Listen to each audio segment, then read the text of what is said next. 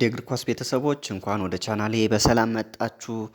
ቪዲዮውን ላይክ በማድረግ ቻናሉን ሰብስክራይብ በማድረግ ቪዲዮ የተለያዩ ሰዎች ጋር ይደርስ ዘንድ እንድትጀምሩ እጠይቃለሁ በአክብሮት። ማንቸስተር ዩናይትድ በሜዳ ላይም ከሜዳ ውጭም ኦን ኤንድ ኦፍ ዘ ፊልድ ሽግግር ላይ ያለ ቡድን ነው ስንል እንግዲህ እንደሚታወቀው ቡድኑ ለሽያጭ ቀርቦ የተወሰነ ስቴክ ለኢኒዮስ ግሩፕ መሸጡ ይታወቃል። እነዚህ ኢኒዮስ ግሩፖች የገዙት 25% ስቴክ ቢሆንም እስካሁንም ከፍተኛው የክለቡ ድርሻ በግሌዘር ፋሚሊ ስር ቢሆንም ስፖርታዊ ውሳኔዎችን ግን ለመወሰን ሙሉ ኃላፊነቱን ኢኒዮስ ግሩፕ በሰም ጂም ራትክሊፍ እየተመራ መውሰዱ ይታወቃል። በዚህም በርካታ ውሳኔዎችን ከሜዳ ውጭ እየወሰነ ያለ ቡድን ነው። የተለያዩ በስፖርቱ ስመጥር የሆኑ ሰዎችን የስፖርት ውሳኔ ሰጪ የሆኑ ሰዎችን እያመጣ ቡድኑ ከኋላው የሚወሰኑ ውሳኔዎች ስፖርታዊ ይዘት እንዲኖራቸው የቡድኑን ውጤት ወደፊት ያስተካክላሉ ተብሎ የታመኑ ሰዎችን እያመጣ እንግዲህ የቡድኑን ስትራክቸር ቅርጽ ለማስያዝ እየሞከረ ስለሆነ ከጀርባም ሽግግር ላይ ነው ማለት እንችላለን። በሜዳ ላይም እንግዲህ በአዲስ አሰልጣኝ በሩበን አሞሪም ስር እንደዛው ሽግግር ላይ ያለ ቡድን ነው። ተጫዋቾቹ አሰልጣኙን ያጫወት መንገድ ፍልስፍና ከመላመድ አንጻር እንግዲህ በርካታ ወራቶችን የፈጀ የመላመድ ሂደት እያሳዩ ይገኛሉ። አሁንም ሙሉ ለሙሉ ከአሰልጣኙ ሩበን አሞሪም ያጫወት ፍልስፍና ጋር ተዋህደዋል ወይም ሙሉ አጫወቱን እየተገበሩት ነው ማለት ባይቻልም አሁን ከጥቂት ሳምንታት ወዲህ ግን የተወሰነ መጠነኛ ለውጦች አሉ ብሎ መናገር ይቻላል። በኢኒዮስ ግሩፕ በኩል በርካታ ውሳኔዎቻቸው ጥያቄ ምልክት ውስጥ የገቡባቸውን ውሳኔዎች ወስነዋል። ከክረምቱ የኤሪክ ተናግ የማቆየት ውሳኔ እንዲሁም ዳና ሾርዝን ማባረራቸው ውሳኔ በተለያዩ ጊዜያት ደጋፊውን ለምሬት የዳረገውን የትኬት ዋጋ ጭማሬ በርካታ ሰራተኞችን ከስታፍ የመቀነስ ይህ ውሳኔያቸው ትችቶችን እያስነሳ ይገኛል። ምክንያቱም በዓለም ሀብታም የሚባለው ማንቸስተር ዩናይትድ አሁን ግን ለሰራተኞቹ እንኳን መመገብ የማይችል ትንሽ ቡድን እያስመሰሉት ነው የሚባል ነገር የሚል ጥያቄም እየተነሳባቸው በርካታ የቡድኑ ሌጀንድ የነበሩ ተጫዋቾችም ውሳኔያቸውን እየተቃወሙት ይገኛሉ። ኢኒዮስ ደግሞ እንግዲህ ላቀዱት እቅድ ምናልባት ቡድኑ ከፋይናንሻል ፌር ፕሌይ ጋር በተያያዘ ህጋዊ መስመሮችን ጠብቆ መሄድ አለበት ብለው ለሚያምኑት አካሄድ እነዚህን ውሳኔዎች መወሰናቸውን እንደ ግዴታ በማየት ያው ውሳኔዎቹን እየወሰኑ ይገኛሉ። የአዲስ ስቴዲየም ፕላንም ዲዛይንም ይፋ አድርገዋል። ስለዚህ በኢኒዮስ ውሳኔ ዩናይትድ እስከምን ርቀት ይጓዛል ወይስ እስከየት ይሄዳል የሚለው የሚታይ ሆኖ በዋናነት ለደጋፊው ግን ለእግር ኳስ ተመልካቹ በተለይ እዚህ ኢትዮጵያ ውስጥ ለሚገኝ የማንቸስተር ዩናይትድ ደጋፊዎች ትልቁ ትኩረትን የሚስበው ነገር በሜዳ ላይ ያለው ሽግግር ነው። በሜዳ ላይ ቡድኑ የሚያመጣው ውጤት ቡድኑ የሚያሳካው ስኬት ይህ ከሁሉም ነገር በላይ ትኩረትን የሚስብ የሚያሳስብም ሊያወያይ የሚችልም ርዕስ እሱ ይሆናል ማለት ነው። አሰልጣኝ ሩበን አሞሪም ይዘውት የመጡት የጨዋታ ስልት በዩናይትድ ቤት ከነበሩት ተጫዋቾች ፍጹም የተለየ ስለነበረ ምናልባት ለመላመድ ተጫዋቾቹ ጊዜ ፈጅቶባቸው ወይም ጊዜ ሊፈጅባቸው ይችላል። ጊዜ መፍጀት ብቻ አይደለም፣ አንዳንዶቹ ተጫዋቾች ጭራሹኑ ለዚህ አጫወት ላይሆኑም ይችላሉ የሚሉ አስተያየቶችም ሲሰጡ ቆይተዋል። በይበልጥ ደግሞ ጉዳዩን የበለጠ ቻሌንጂንግ ወይም አስቸጋሪ የሚያደርገው ሩበን አሞሪም የመጡበት ወቅት ነው። በሲዝኑ አጋማሽ ነው የመጡት። ምናልባት አንድ አሰልጣኝ በረፍት ወቅት ወይም በክረምት አንድም ቡድን ቢይዝ የራሱን ቡድን ለመስራት ፕሪሲዝንን ተጠቅሞ የጨዋታ ፍልስፍናውን የጨዋታ መንገዱን ተጫዋቾቹ ላይ ማስረጽ ይችላል። ይህን እድል ሩበን አሞሪም አላገኙም። ይህ ደግሞ የሆነውም ከጀርባ ባሉት የዩናይትድ አመራሮች የውሳኔ አሰጣጥ ችግር ነው ተብሎ ነው የሚታመነው። ምክንያቱም እነዚህ የውሳኔ ሰጪ አካላት ክረምት ላይ የኤሪክ ቴን ሃግን ውል ሲያራዝሙ ሊፈጠሩ የሚችሉ ነገሮችን ከግምት ውስጥ አስገብተው መሆን ነበረበት። አጭር እና ረዥም እቅዶችን አውጥተው ነው ውል የሚያራዝሙት። ነገር ግን ይህ ነገር ስኬታማ አላደረጋቸውም። ከሜዳ ላይ ቀውሱ በተጨማሪም ዩናይትድን ኢኮኖሚካል ለሆነ ችግርም ያጋለጠ ውሳኔ ነበር ክረምት ላይ የወሰኑት። እንደውም አሁን በኮሞ የሚገኘው ራፋኤል ቫራን ራሱ የኤሪክ ቴን ሃግ ውል መራዘሙ እጅግ እንዳስገረመው ገልጾ ነበር በአንድ ወቅት። አሁን ከጥቂት ቀናት በፊት ገልጿል። ምክንያቱም ቴን ሃግ ከተጫዋቾቹ ጋር መልበሻ ክፍል ውስጥ የነበራቸው ግንኙነት ጥሩ የሚባል አልነበረም። ስለዚህ እኔ ቴን ሃግ እንደሚለቁ ነበር የምጠብቀው ሲል ነበር የገለጸው። ግን የዩናይትድ ባለስልጣናት የወሰኑት ውሳኔ ግን ቴን ሃግን ማቆየት ነበረ። በዚህም ቡድኑን ክፉኛ በሜዳም ከሜዳ ውጭም ዋጋ ያስከፈለ ውሳኔ ነው የሆነባቸው። ሩበን አሞሪም እንደገለጹት ከነበረ መምጣት የፈለጉት በሚቀጥለው ክረምት ነበረ። ነገር ግን የዩናይትድ ባለስልጣናት አሁን ወይም መቼም ስላሏቸው የዩናይትድን ጥያቄ ደግሞ ውድቅ ማድረግ ስላልቻሉ ጥያቄውን ተቀብለው በውድድር አጋማሽ መጥተዋል። ምናልባት ሲመጡም የሚጠብቃቸው ነገር ፈታኝ እንደሚሆን የሚያጡት አይመስለኝም። ያውቁታል፣ ምን እንደሚጠብቃቸው ያውቁታል፣ ፈተናውን ያውቁታል። ዩናይትድ እጅግ በርካታ ፈታኝ ወቅቶችን፣ ፈታኝ ሽግግሮችን እያደረገ የመጣ ቡድን ከመሆኑም አንጻር እንዲሁም ቡድኑም የተዋቀረው ለእሳቸው አጨዋወት ተብሎ ያልሆነ ቡድን ስለሆነም ያንን አዋህዶ ለእሳቸው አጨዋወት አመች አድርጎ ማስቀጠል እጅግ በጣም ፈታኝ እንደሚሆን ያጡታል ተብሎ አይታሰብም እና እንደተጠበቀውም አልጋ ባልጋ ሆኖ አልጠበቃቸውም። ፈታኝ ወቅት፣ ፈታኝ ሁኔታ ነው የገጠማቸው። ዩናይትድ በጣም በውጤት ማጣት ነበር የቀጠለው። በሜዳውም ከሜዳ ውጭም በሚያደርጋቸው ጨዋታዎች በትናንሽ ቡድኖች ሳይቀር እጅግ ይፈተናል፣ ብልጫ ይወሰድበታል። ዶሚኔት አድርጎ ለመጫወት በጣም ይቸግራል። ጎል ለመፍጠር ይቸግራል። ቡድኑ ለመከላከል ይቸግራል። የአማካይ ስፍራ ተጫዋቾቹ ሩበን አሞሪም እንደሚፈልጉት ሯጭ አይደሉም። ስለዚህ መሀል ሜዳው በቀላሉ በተቃራኒ ቡድኖች ሲከፈት የተቃራኒ ቡድን ተጫዋቾችን እንደ ልብ ሲያሳልፍ እና የጎል ሙከራዎች ሲሞከሩበት ስናስተውል ቆይተናል። በዩናይትድ ቡድን ላይ አንዳንድ ጨዋታዎች ላይ አማተር ሁሉ ይመስል ነበር። ቡድኑ በቀላሉ እንዴት የተቃራኒ ቡድን ተጫዋቾች አልፈው የዩናይትድ የጎል ክልል እንደሚገቡ ራሱ በጣም ያስገርም ነበረ። እጅግ መሀል ሜዳው ላይ የመንቀራፈፍ ኳስ የማስጣል አቅም ማነስ፣ በይበልጥ ካሴሚሮ በሚሰለፍባቸው ጨዋታዎች ይህ ነገር ተደጋግሞ ሲታይ ነበር። አዲሱ ፈራሚ ማኑኤል ኡጋርቴ በዚህ ቦታ ላይ መጠነኛ የተሻለ ነገር ማሳየት የቻለ ተጫዋች ነው። ነገር ግን ሁነኛ አጣማሪ አለው ብሎ መግለጽ አይቻልም።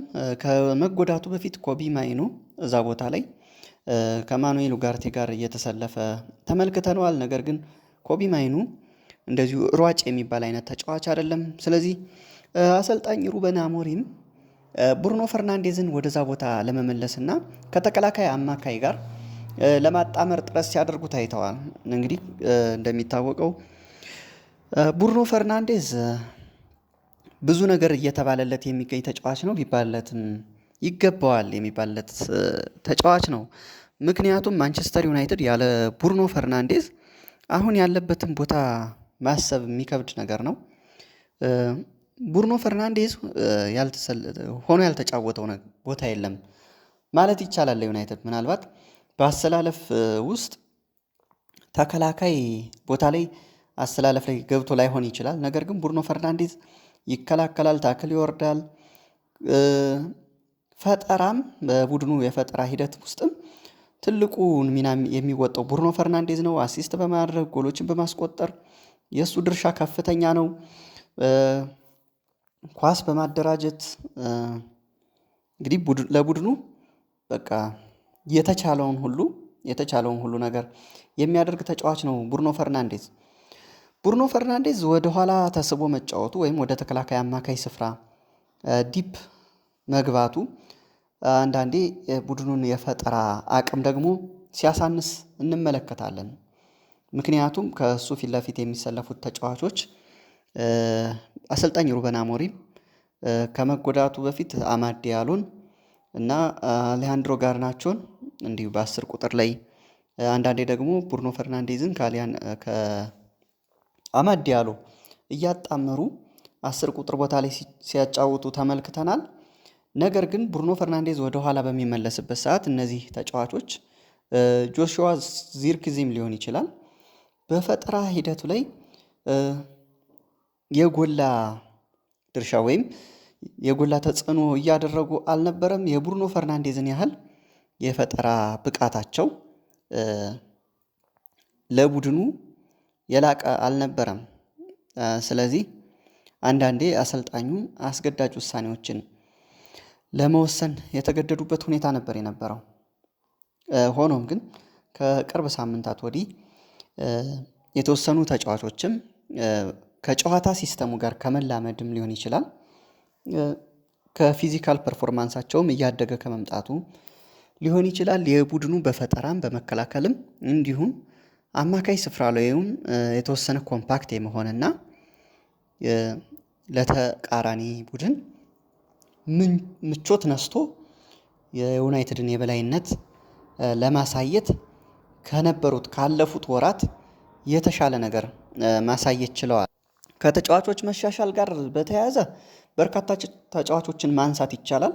እንግዲህ ከተለያየ ከሞቲቬሽን ከፓሽን ከፊዚካል ፐርፎርማንስ በተያያዘ በርካታ ተጫዋቾችን እንደማይፈልጉ ምናልባት በክረምቱ የዝውውር መስኮት ሊለቁ እንደሚችሉ ከኤሪክሰን የጀመረ ይመስላል። የተለያዩ ተጫዋቾችም ይህን ሊቀጥሉ ይችላሉ ሊወጡ ይችላሉ ከዩናይትድ። በጥር የዝውውር መስኮትም የተወሰኑ ተጫዋቾችን ቡድኑ በጉዳትም በተለያዩ ነገሮች በውጤት ማጣት ውስጥም ሆኖ ቢሆን ግን ሩበን አሞሪም ቆራጥ ውሳኔን በመወሰን ማርከስ ራሽፎርድን፣ ማሌሲያን፣ አንቶኒን የመሳሰሉ ተጫዋቾችን መልቀቃቸው ይታወቃል። እንደውም አንዳንድ ተንታኞች ወይም የቀድሞ ተጫዋቾች በተለይ በማርከስ ራሽፎርድ መልቀቅ ደስተኛ እንዳልነበሩ ይታወቃል። ነገር ግን ሩበን አሞሪም የራሳቸው ምክንያት እንዳላቸው ግልጽ ነው ይህንን ውሳኔ ሲወስኑ እና ከብቃት መውረድ ጋር በተያያዘ ወይም ከፓሽን ከሞቲቬሽን ለቡድኑ ያለን አቅም በሙሉ አሟጦ ከመስጠት ጋር በተያያዘ ጥያቄ የሚነሳባቸው የተለያዩ ተጫዋቾች ያሳዩትን ለውጥ ተከትሎ በቡድኑ የቆዩ ተጫዋቾች አሁን ቡድኑ ላለበት መሻሻል የድርሻቸውን እየተወጡ ይገኛሉ። መሻሻል አመጡ ከምንላቸው ተጫዋቾች ውስጥ በእኔ አመለካከት ጆሹዋ ዚርክዜና አሌሃንድሮ ጋርናቾ ቀዳሚዎቹ ናቸው። እንግዲህ ጆሹዋ ዚርክዜ በኒውካስል ጨዋታ ላይ ዩናይትድ በኒውካስል በተሸነፈበት ጨዋታ ላይ ገና በመጀመሪያው አጋማሽ ተቀይሮ የወጣ ተጫዋች ነበረ። እንዲሁም ተቀይሮ መውጣቱ ብቻ ሳይሆን ከደጋፊዎችም ከራሱ ከዩናይትድ ደጋፊዎችም እሱ ተቀይሮ ሲወጣ ደስታቸውን ሲገልጹ ነበረ። በዚህም ክፉኛ ስሜቱ ተጎድቶም ቀጥታ እንባ እየተናነቀው ወደ መልበሻ ክፍል መግባቱ የሚታወስ ነው። አሌሃንድሮ ጋርናቾም በወሳኙ የማንቸስተር ደርቢ ጨዋታ ከማርከስ ራሽፎርድ ጋር ከቡድን ውጭ የተደረገበት ሁኔታ ነበረ። ነገር ግን እነዚህ ሁለት ተጫዋቾች ከነዚህ ፈታኝ ጊዜያት በኋላ ራሳቸውን አሻሽለው አሁን የቡድኑ እጅግ ወሳኝ ተጫዋቾች ሆነው እየታዩ ይገኛሉ። ጆሹዋ ዚርክዜ ከአጥቂ ጀርባ እንግዲህ እንደሚታወቀው ጆሹዋ ዚርክዜ የአጥቂ ስፍራ ተጫዋች ነው ቢባልም ትክክለኛ 9 ቁጥር አይደለም። ከ9 ቁጥር ጀርባ ሆኖ የፕላይሜከር የሚባለውን አይነት ሚና በመወጣት የሚታወቅ ተጫዋች ነው። በአሁኑ ሰዓት ኳስ እግሩ ስር ሲገባ እጅግ የሚያስደስት ሁለገባ ጨዋታው የዩናይትድ ደጋፊዎችንም ያሳመነ አይነት የዩናይትድ ደጋፊዎች አሁን የሚያጨበጭቡለት አይነት ተጫዋች ሆኗል።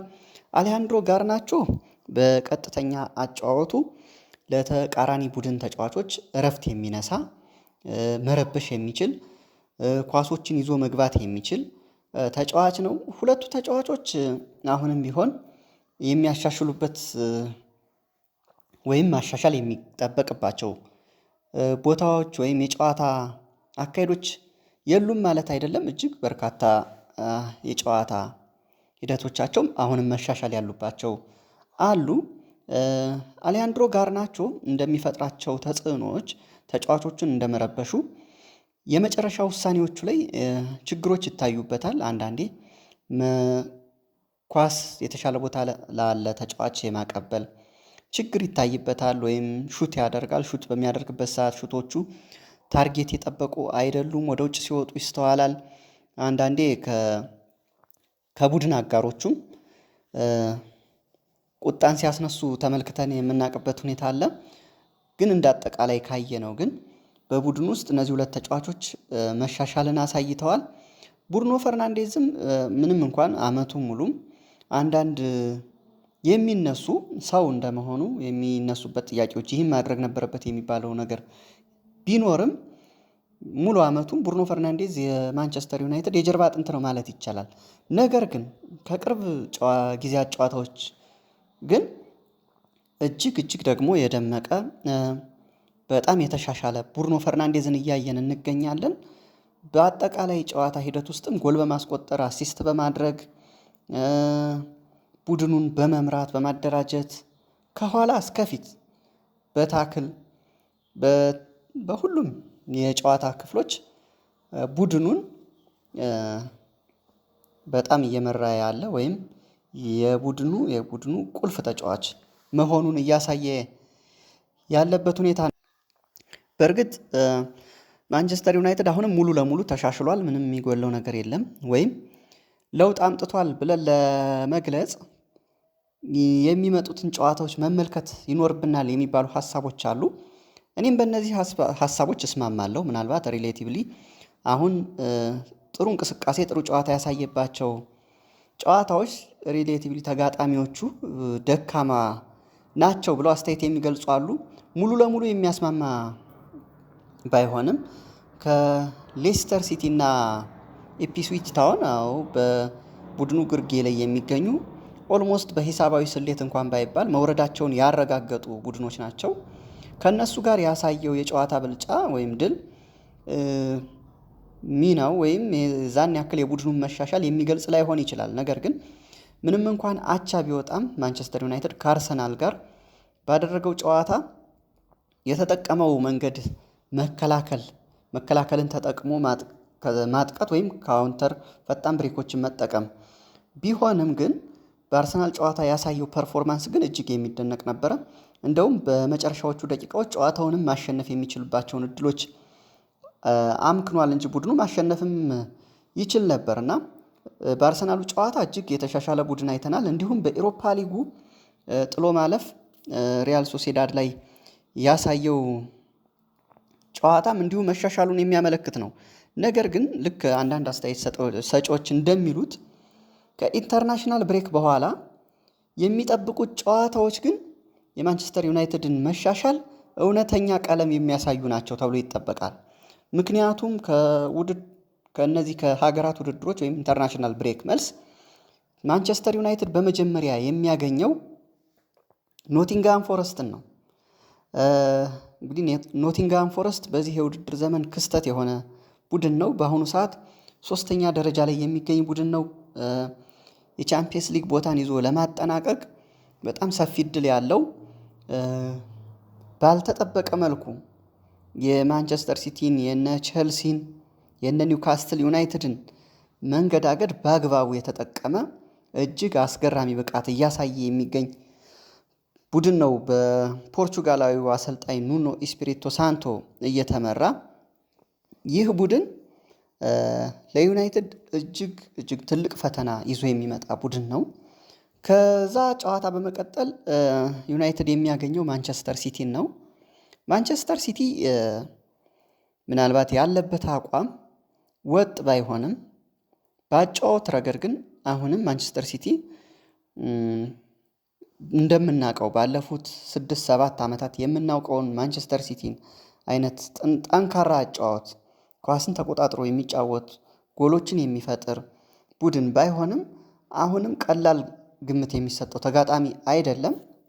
እንደገና የሁለቱ ጨዋታ ደርቢ ከመሆኑም አንፃር ለማንቸስተር ዩናይትድ አሁንም መሻሻሉን የሚያሳይበት ተሻሽሏል ወይም አልተሻሻለም የሚባለውንም ፍርድ ሊያሰጥ የሚችል አንዱ ጨዋታ ነው። ከዛ በኋላ የኢሮፓ ሊግ ጥሎ ማለፍ ይጠብቀዋል ከሊዮን።